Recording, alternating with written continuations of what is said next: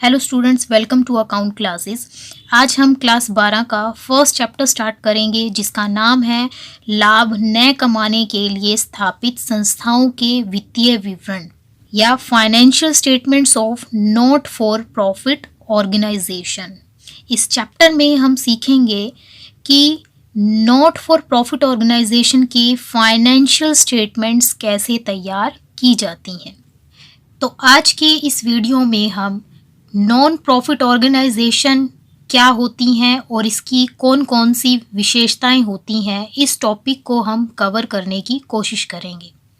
तो non profit organisation या इसको हम बोल सकते हैं नॉट फॉर प्रॉफिट ऑर्गेनाइजेशन।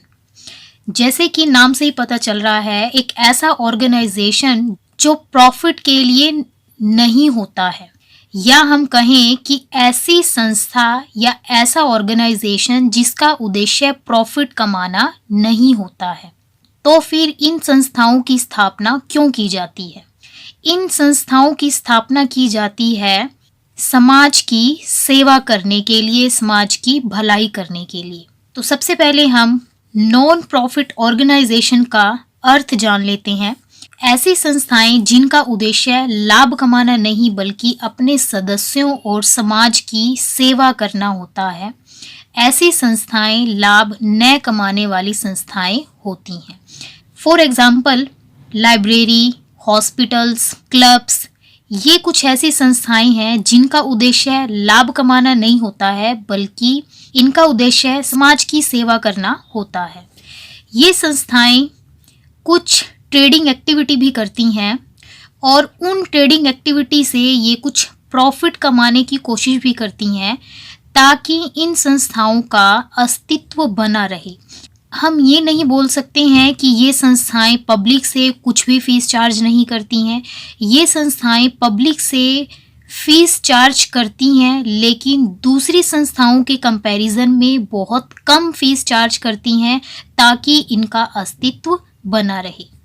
अब हम देख लेते हैं कि नॉन प्रॉफिट ऑर्गेनाइजेशन की कौन कौन सी विशेषताएं होती हैं। पहली विशेषता है कि इन संस्थाओं का मुख्य उद्देश्य होता है सेवा करना। तो ये जो संस्थाएं होती हैं, इनका उद्देश्य लाभ कमाना नहीं होता है बल्कि इन संस्थाओं के सदस्यों को और समाज के लोगों को सेवाएं उपलब्ध करवाना होता है। नॉन प्रॉफिट ऑर्गेनाइजेशन की दूसरी विशेषता होता है कि इस संस्था का प्रारूप किस तरह का होता है। तो ये संस्थाएं चैरिटेबल ट्रस्ट या सोसाइटी के रूप में स्थापित की जाती हैं और इनमें जो लोग अंश दान करते हैं वो लोग इसके सदस्य बन सकते हैं। तीसरी विशेषता होती है कि लाभ न कमाने वाली संस्थाओं का अस्तित्व इसके सदस्यों के अस्तित्व से अलग होता है। इसका मतलब है कि इस संस्था में सदस्य आए या सदस्य जाएं, इससे संस्था के अस्तित्व पर कोई फर्क नहीं पड़ता है। नॉन प्रॉफिट ऑर्गेनाइजेशन की अगली विशेषता है निर्वाचित सदस्यों द्वारा प्रबंध। हमने ऊपर बात की कि नॉन प्रॉफिट ऑर्गेनाइजेशन को कुछ लोग मिलकर स्थापित करते हैं और वो लोग बन जाते हैं इसके सदस्य। तो उन सदस्यों में से ही कुछ लोगों का चुनाव कर लिया जाता है और वही निर्वाचित सदस्य ही इस संस्था का प्रबंध करते हैं। जितने भी सदस्य होते हैं वो लोग वोटिंग के जरिए किसी भी एक पर्सन को प्रेसिडेंट बना लेते हैं, किसी एक पर्सन को मैनेजर चुन लेते हैं, किसी एक सदस्य को कैशियर चुन लेते हैं और इस तरह से निर्वाचित सदस्यों की टीम के द्वारा ही इस संस्था को मैनेज किया जाता है। अगली विशेषता है आय के मुख्य साधन। अब हमने बात की कि नॉन प्रॉफिट ऑर्गेनाइजेशन का उद्देश्य लाभ कमाना नहीं होता है, तो फिर यह संस्था बिना पैसों के काम कैसे करती है? तो इस संस्था के आय के कुछ साधन होते हैं। फॉर एग्जाम्पल, जो भी सदस्य होते हैं, सदस्य बनने के लिए एक पर्टिकुलर फीस डिसाइड की गई है, उस फीस को हम बोलते हैं सब्सक्रिप्शन।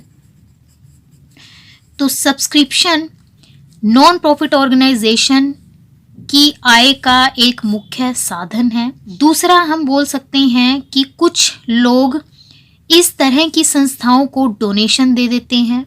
गवर्नमेंट कई बार इन संस्थाओं के काम से खुश होकर ग्रांट इशू कर देती है, तो इस तरह से जो पैसा इकट्ठा हो जाता है वही पैसा इन संस्थाओं के लिए आय के मुख्य साधन होते हैं। अगली विशेषता है आधिक्य का सदस्यों में बंटवारा नहीं। अब यहाँ पर एक नया शब्द आया है आधिक्य। आधिक्य को हम बोलते हैं सरप्लस। +1 में हमने प्रॉफिट एंड लॉस अकाउंट बनाना सीखा था और प्रॉफिट एंड लॉस अकाउंट से नेट प्रॉफिट या नेट लॉस निकलता था। बिल्कुल ऐसे ही यहाँ पर भी कुछ अकाउंट्स हम लोग बनाएंगे और उनमें से एक अकाउंट का रिजल्ट होगा सरप्लस। मीन्स यहाँ पर जो भी प्रॉफिट निकलेगा उस प्रॉफिट को हम बोलेंगे सरप्लस। तो जो भी प्रॉफिट या सरप्लस इस संस्था में होगा उस सरप्लस को हम मेंबर्स के बीच में बंटवारा नहीं करेंगे। तो फिर उस सरप्लस का क्या किया जाएगा? उस सरप्लस को कैपिटल फंड में जोड़ दिया जाएगा। अब कैपिटल फंड क्या होता है ये हम आगे डिटेल में पढ़ेंगे। अभी फिलहाल के लिए आप सिर्फ इतना याद रखो कि इस संस्था में जो भी प्रॉफिट या सरप्लस होता है वो सदस्यों में बांटा नहीं जाता है। जिस तरह से लाभ कमाने वाली संस्थाएं कुछ अकाउंट्स तैयार करती हैं, बिल्कुल वैसे ही नॉन प्रॉफिट ऑर्गेनाइजेशन भी अपनी संस्था में सरप्लस और डेफिशिएट फाइंड आउट करने के लिए या हम कहें प्रॉफिट और लॉस फाइंड आउट करने के लिए अकाउंट्स तैयार करती है। अगली विशेषता है लेखों का प्रारूप। जिस तरह से लाभ कमाने वाली संस्थाएं अपनी संस्था का लाभ और हानि ज्ञात करने के लिए कुछ अकाउंट्स तैयार करती थी, बिल्कुल वैसे ही लाभ न कमाने वाली संस्थाएं भी कुछ अकाउंट्स बनाएंगी और वो अकाउंट्स है रिसीट एंड पेमेंट अकाउंट, दूसरा है इनकम एंड एक्सपेंडिचर अकाउंट और तीसरा है बैलेंस शीट। तो इस चैप्टर में हम मेनली ये 3 तरह के अकाउंट्स बनाना सीखेंगे। घबराने की बिल्कुल भी ज़रूरत नहीं है क्योंकि इन अकाउंट्स में से 50% काम आपको ऑलरेडी आता है। कैसे? रिसीट एंड पेमेंट अकाउंट बिल्कुल वैसे ही बनता है जैसे आप +1 में कैश बुक बनाया करते थे। इनकम एंड एक्सपेंडिचर अकाउंट बिल्कुल वैसे ही बनता है जैसे आप +1 में प्रॉफिट एंड लॉस अकाउंट बनाया करते थे और बैलेंस शीट बिल्कुल वैसे ही बनेगी जैसे आप +1 में बैलेंस शीट बनाते थे। कुछ छोटे छोटे चेंजेस है वो हम धीरे धीरे इस चैप्टर में सीखेंगे।